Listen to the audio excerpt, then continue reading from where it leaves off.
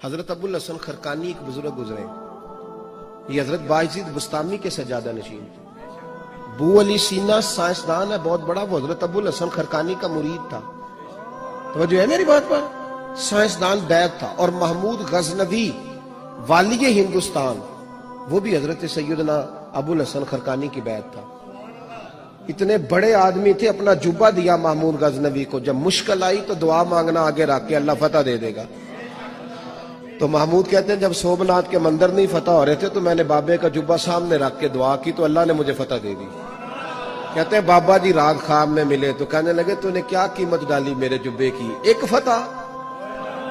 کہا حضور کیا مطلب؟ فرمانے لگے تو میرا جبہ سامنے رکھ کے دعا کرتا کہ یا اللہ ہندوستان کے سارے کافر مسلمان ہو جائیں تو اللہ نے توفیق ایمان دے دینی۔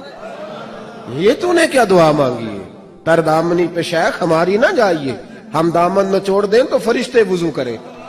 یہ کیا بات کر دی؟ ایک فتح۔ بہرحال بہت بڑے بابا جی تھے، لیکن ان کی زوجہ بڑی سخت مزاج تھی، سخت ڈاڈی عورت۔ ایک بندہ نا 3 مہینے کا سفر کر کے ان سے ملنے آیا، دروازے پہ دستک دی، اماں جی اندر سے بولی کون ہے دروازے پہ؟ وہ پہلی جھڑکی پہ ڈر گیا، اتنی سخت بات، کون ہے؟ کہا جی میں حضرت کا عقیدت مند ہوں، دور سے ملنے آیا ہوں۔ تو اماں کہنے لگی تو بھی فارغ ہے جس طرح وہ ہر کام سے فارغ ہے، کوئی کام نہیں تجھے بھی؟ تو میرے دل میں تو گھروندا تھا، بہت بڑا زاویہ، بڑا میں نے سکیچ بنایا ہوا تھا درویش کا، تو یہاں کیا ماحول ہے؟ بالکل ہی بدلا ہوا، جس بندے کا گھر ہی حال کوئی نہیں، تو باہر کیا ہوگا؟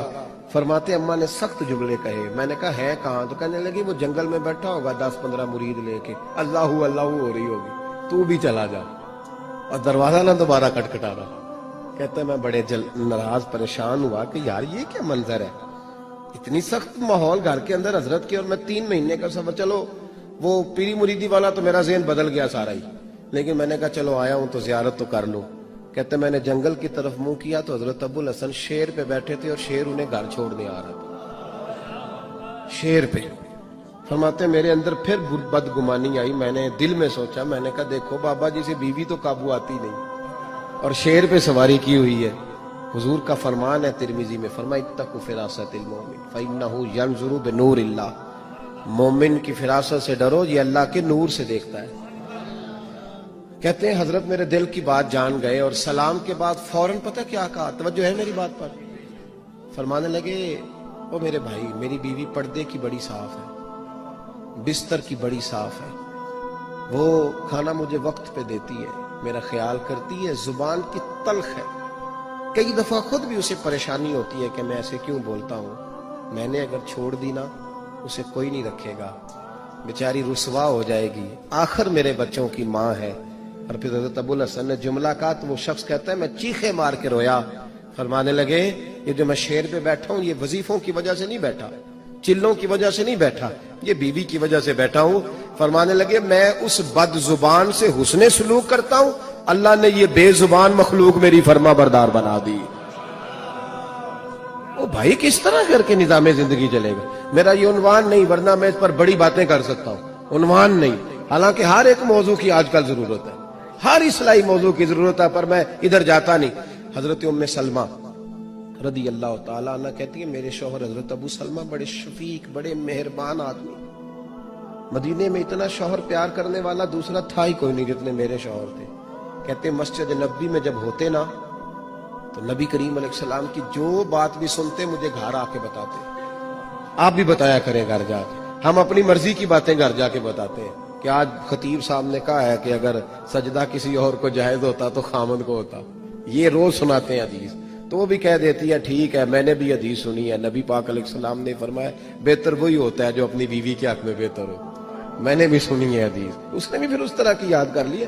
حالانکہ یہ حدیثیں بیٹیوں کو سنانی چاہیے، بہنوں کو سنانی چاہیے، وہ ہمارے منہ سے سنیں گی تو اثر قبول کریں گے، ورنہ تو دوسرا زاویہ ہوتا ہے۔ حضرت ام سلمہ کہتے ہیں بڑا ہی پیار کرتے، جو بات سنتے نا مجھے آ کے سناتے۔ ایک دن آئے تو کہنے لگے لے ام سلمہ آج تو میں تحفہ لایا ہوں تیرے لیے۔ میں نے کہا وہ کیا؟ فرمانے لگے آج نبی کریم نے فرمایا جس بندے پر کوئی مصیبت آئے وہ پڑھا کرے انا للہ و انا الیہ راجعون الذین اذا اصابتهم مصیبہ قالوا انا للہ و انا الیہ راجعون۔ یہ پڑھے تو نبی پاک نے فرمایا اللہ نے جو چیز لی ہوگی نا اس سے بہتر چیز اسے عطا کر دے گا. آپ سمجھتے ہیں یہ صرف فوتگی پہ پڑھنا چاہیے، حالانکہ چھوٹی سے چھوٹی مصیبت پر بھی پڑھنا چاہیے. اللہ جو چیز لے گا اس سے بہتر چیز عطا کرے گا. جناب ام سلمہ کہتی ہے میرا حضور کی ہر حدیث پر اتنا ایمان تھا، اتنا کہ جیسے اپنے زندہ ہونے پر ایمان ہے.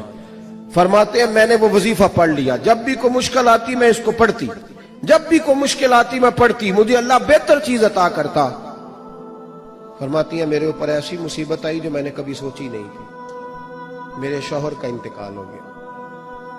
میں نے پڑھا انا للہ و انا الیہ راجعون. لیکن فرماتی ہیں اب یقین بھی کامل تھا، یہ بخاری میں ہے، یقین بھی کامل تھا، پر سوچتی تھی ابو سلمہ سے زیادہ مہربان شوہر کیسے ملے گا. ایمان بھی پکا ہے کہ حضور نے فرمایا اللہ بہتر چیز دے گا، پر اس سے بہتر میرے خاندان اور قبیلے میں دوسرا ہے ہی نہیں. فرماتی ہے کئی دن ساری عدت اسی پریشانی میں گزر گئی کہ میرا تو ایمان پکا ہے کہ اللہ بہتر چیز دے گا، تو ابو سلمہ سے بہتر شوہر کیسے مل سکتا ہے. کہتی عدت گزری تو پھر مجھے پتا چلا کہ مصطفیٰ کے ہر فرمان میں حقیقت ہے. خود نبی کریم نے فرمایا کہ ام سلمہ میں تیرے ساتھ نکاح کرنا چاہتا ہوں. فرماتی ہے میں رو پڑی. میں نے کہا میں تو کہتی تھی ابو سلمہ سے اچھا شوہر کیسے ملے گا، رب نے مجھے ساری کائنات سے اچھا شوہر عطا کر دی.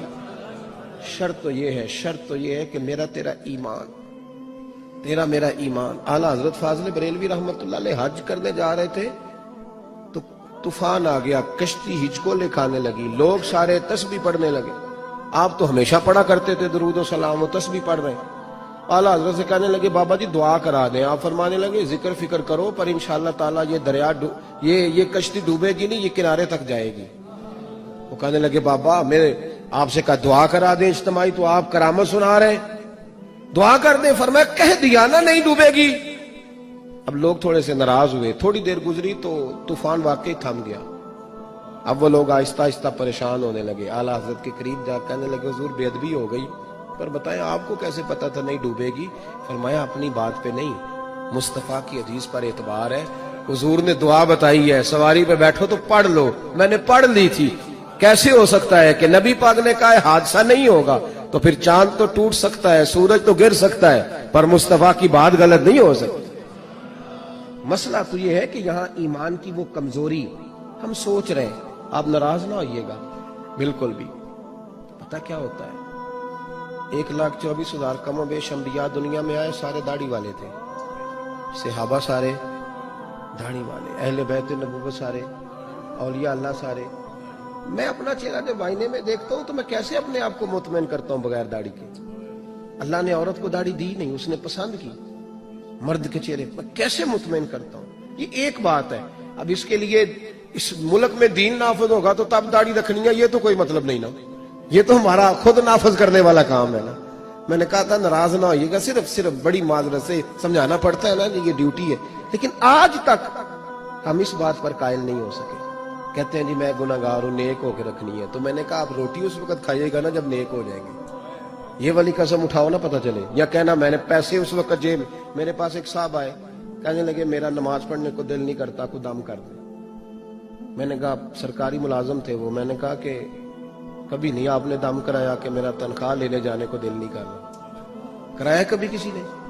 پیر صاحب نے کبھی دم کرایا ہو کہ نذرانہ پکڑنے کو دل نہیں کر رہا؟ کرایا کبھی کسی نے؟ کیا تماشا. یہ جھوٹ ہے، یہ جھوٹ ہے کہ میرا دل نہیں کر. اس لیے کہ جس چیز کی اہمیت دل میں بڑھ جاتی ہے اس کو دل کرنے لگ جاتا ہے.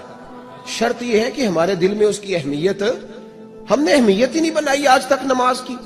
پردے کی اہمیت ہی نہیں بنائی. بڑے بڑے حاجی نمازی ان کی عورتیں بے پردہ پھرتی ہیں، بے وقت پھرتی ہیں، دلیلیں دیتے پھرتے ہیں لوگ. کس بات کی دلیل؟ کاہے کی دلیل؟ اگر سیدہ فاطمہ الزہرا رضی اللہ تعالیٰ عنہ کا احد کے میدان میں بھی پردہ سلامت رہ سکتا ہے، اگر سیدہ زینب کا کربلا میں بھی پردہ قائم رہ سکتا ہے، تو تیری بیٹی کا پردہ کیوں نہیں قائم رہتا؟ تیری بہن اور بیوی کا پردہ کیوں نہیں قائم رہتا؟ عجیب تماشا ہے. کس کو نہیں پتا کہ اہل بیت کا یہ طریقہ ہے؟ لیکن لوگ سمجھتے ہیں 10 محرم کو 4 دیگیں پکاؤ تو اہل بیت کا پیار ختم ہو گیا. سیدہ فاطمہ الزہرا اس ماں سے پوچھیں گی جس کی بیٹیاں پردہ نہیں کرتی. مولا علی اس باپ سے پوچھیں گے جس کی بچیاں پردہ نہیں کرتی. نے سوال کا جواب دینا، نہ ادھر ادھر کی تو بات کر، یہ بتا کہ قافلہ کیوں لٹا. مجھے رہزنوں سے غرض نہیں، تیری رہبری کا سوال ہے۔ دین صرف ثواب کے لیے نہیں آیا کہ جناب ختم شریف دعا اصالے ثواب کرو، لنگر کھاؤ، موج کرو۔ دین عمل کے لیے آیا ہے، اس پر عمل کرنا ہے۔ دین دستور کا نام ہے، دین منشور کا نام ہے، دین ایک مکمل حیات زندگی کا نام ہے۔ ایک آدمی دکان شروع کر رہا ہے، مارکیٹ، تو کہتا ہے لاؤ بچے قاری صاحب قرآن پاک پڑھائیں۔ کس لیے؟ تاکہ گاہک زیادہ آئیں۔ تو قرآن اس لیے پڑھا کہ میں تجارت قرآن کی تعلیم کے مطابق کروں گا، اس لیے پڑھا کہ میں قرآن کے اصولوں کے مطابق دکان چلاؤں گا۔ صرف اس لیے ابھی سویرے سورت یاسین بھی پڑھی اور پہلا گاہک آیا تو جھوٹ بھی بولنا شروع کر دیا، تو کیا مطلب ہوا؟ حج بھی کیتی جاندے ہو تے لہو بھی پیتی جاندے ہو، کھو کے مال یتیماں دا تے پیج مسیتی جاندے ہو، پھٹ دلاں دے سیندے نہیں تے ٹوپیاں سیتی جاندے ہو، نفس تے چھری پھیر دے نہیں تے دمبے کیتی جاندے ہو، فرض پلائی بیٹھے ہو، نفلاں نیتی جاندے ہو، او دسو تے سی بلے شاہ نو ایک ہی کیتی جاندے ہو۔